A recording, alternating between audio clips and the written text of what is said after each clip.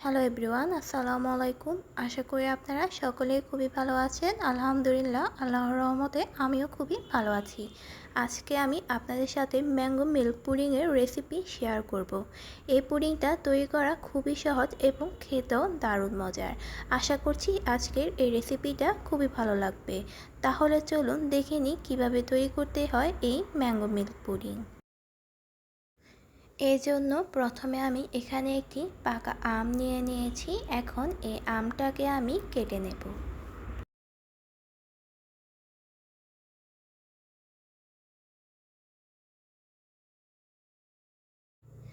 আমটা আমি আমার পছন্দ মতো কেটে নিচ্ছি। আপনারা আপনাদের পছন্দ মতো আমটা কেটে নেবেন।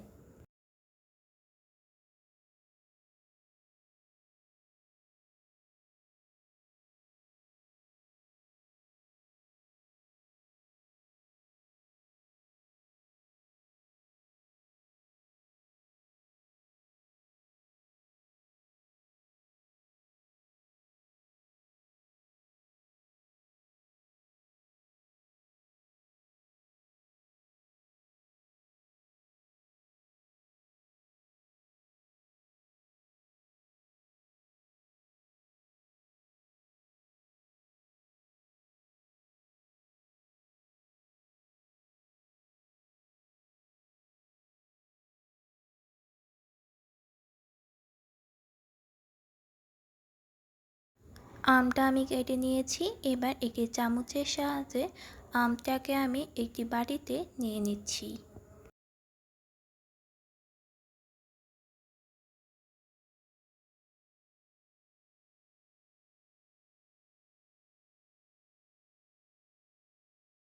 এবার এখানে আমি একটি মিক্সিং ব্লেন্ডার নিয়ে নিয়েছি।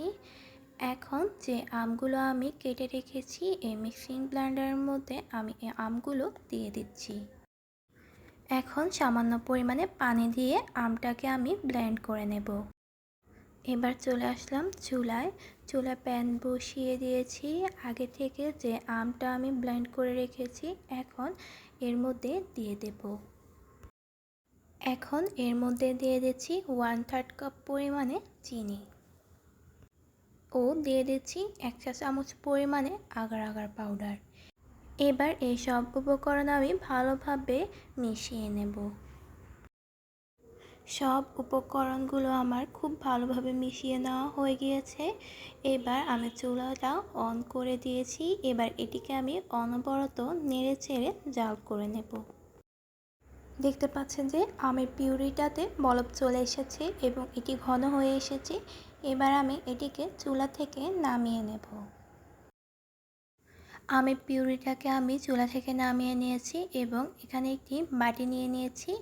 এবার এই আমের পিউরিটাকে আমি এই বাটিতে ঢেলে সেট করে নেব।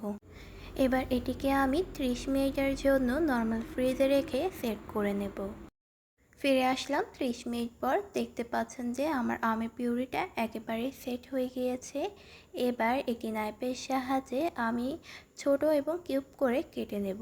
আপনারা আপনাদের পছন্দ মতো শেপ দিয়ে কেটে নিতে পারেন।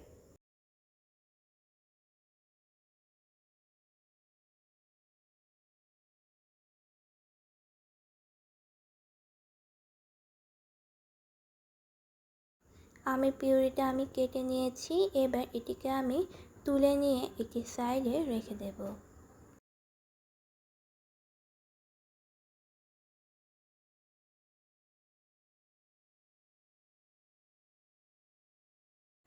এবার আবারও চলে আসলাম চুলায় প্যান বসিয়ে দিয়ে দিচ্ছি 2 কাপ পরিমাণে লিকুইড দুধ। এখন এর মধ্যে দিয়ে দিচ্ছি 1 টেবিল চামচ পরিমাণে আগার আগার পাউডার, দিয়ে দিচ্ছি 1/3 কাপ পরিমাণে চিনি। এবার এটিকে আমি নেড়েচেড়ে ভালোভাবে মিশিয়ে নেব। সব কিছু মিশিয়ে নেওয়া হয়ে গিয়েছে। এবার দুধটাকে আমি অনবরত নেড়েচেড়ে জাল করে নেব। দেখতে পাচ্ছেন যে দুধে বলক চলে এসেছে এবং এটি ঘন হয়ে এসেছে। এবার এটিকে আমি চুলা থেকে নামিয়ে নেব। যে বাটিতে আমি পুডিংটা সেট করব ওই বাটিতে আমি ম্যাঙ্গো জেলোগুলো নিয়ে নিয়েছি। এবার সম্পূর্ণ দুধটাও আমি দিয়ে দিচ্ছি। সম্পূর্ণ দুধটা দিয়ে দেওয়া হয়ে গিয়েছে। এবার এটিকে আমি 30 মিনিটের জন্য নর্মাল ফ্রিজে রেখে দেব। 30 মিনিট পর আবারও ফিরে এলাম। দেখতে পাচ্ছেন যে পুডিংটা আমার একেবারেই সেট হয়ে গিয়েছে। এবার এই পুডিংটাকে আমি আপনাদেরকে আনমল্ট করে দেখাচ্ছি।